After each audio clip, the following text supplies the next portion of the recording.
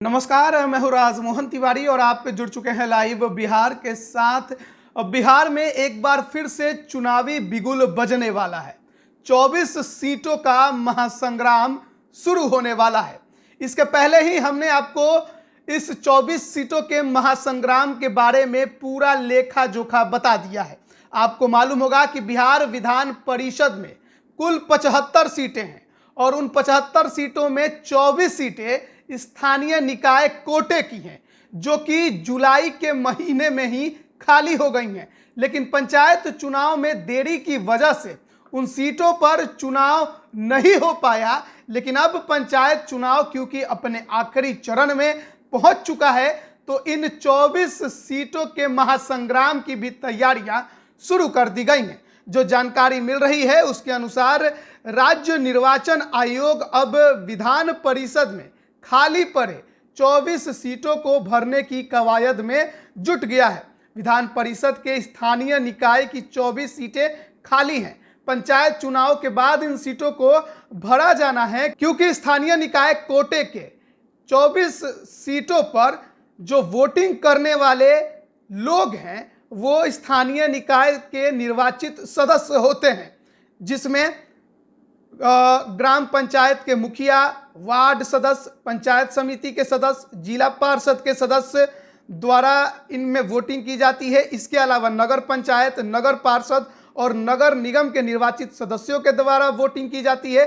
छावनी वोट के सदस्य स्थानीय क्षेत्र के इस महाकुंभ में वोटिंग करते हैं। तो ये एक बड़ी खबर हम आप तक पहुंचा रहे हैं कि बहुत जल्द चुनाव कराया जाना है इन 24 सीटों पर और इसके लिए पूरी तैयारियां शुरू कर दी गई हैं। जो खबर मिल रही है उसके अनुसार 15 दिसंबर के बाद एमएलसी चुनाव के लिए चुनाव आयोग को सिफारिश भेजी जाएगी। फरवरी में चुनाव हो सकता है। राज्य निर्वाचन आयोग की तरफ से मिली जानकारी के मुताबिक पंचायत चुनाव का अंतिम चरण 11 दिसंबर को पूरा हो जाएगा।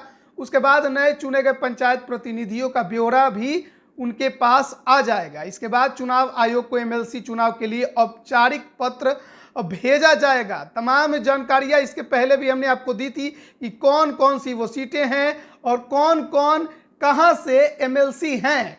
लेकिन जुलाई में उनके कार्यकाल खत्म हो गए, जिसके बाद ये सीटें फिलहाल खाली हैं।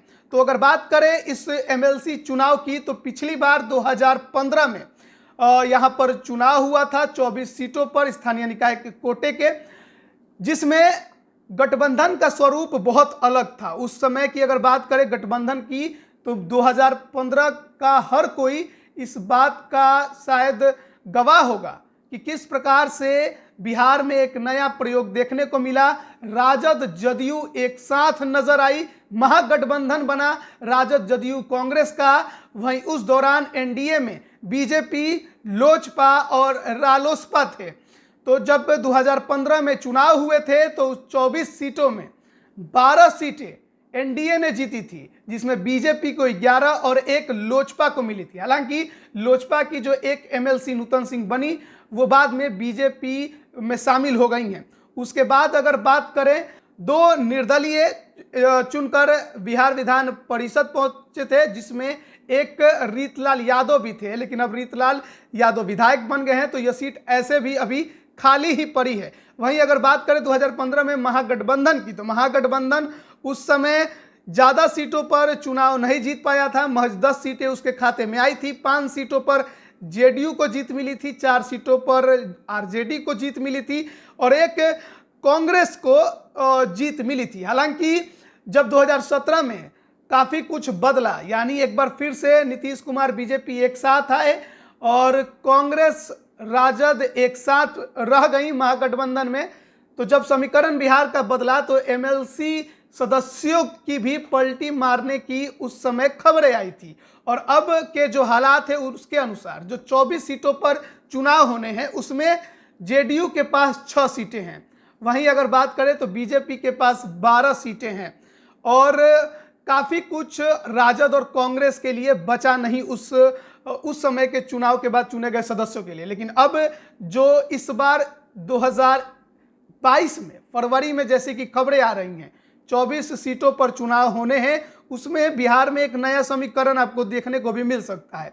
इस बार एनडीए में भी कुछ नया होगा, क्योंकि वीआईपी के मुकेश सहनी और हिंदुस्तानी अवाम मोर्चा जीतन राम मांझी की पार्टी भी एनडीए का हिस्सा है, तो देखना होगा कि उनको कितने सीटें दी जाती हैं इस बार। लेकिन वहीं अगर बात करें महागठबंधन की, तो उसमें कांग्रेस शामिल रहेगी कि नहीं इस चुनाव में राजद के साथ, ये देखना होगा, क्योंकि उपचुनाव में वो अलग हो गए हैं और अभी तक वो यही बोलते रहे हैं कि अब वो अपने जो जनाधार है वो खुद बढ़ाएंगे, ग्राउंड लेवल पर अपने कार्यकर्ताओं को मजबूत करेंगे, कांग्रेस को मजबूत करेंगे। राजद के साथ महागठबंधन में कांग्रेस नहीं है, ऐसा कांग्रेस के नेताओं ने कहा है। हालांकि अभी भी शीर्ष नेतृत्व इस पर कुछ भी बोलने से बचता ही दिखाई दे रहा है। वहीं दूसरी ओर राजद ने लोजपा रामविलास के अध्यक्ष चिराग पासवान को अपने तरफ लाने की कवायद भी शुरू की, कई नेताओं के द्वारा, यहां तक कि खुद राजद के सुप्रीमो लालू प्रसाद यादव के द्वारा यह कहा गया कि वो चाहते हैं कि लोजपा यानी कि चिराग और तेजस्वी साथ मिलकर चुनाव लड़े और एमएलसी में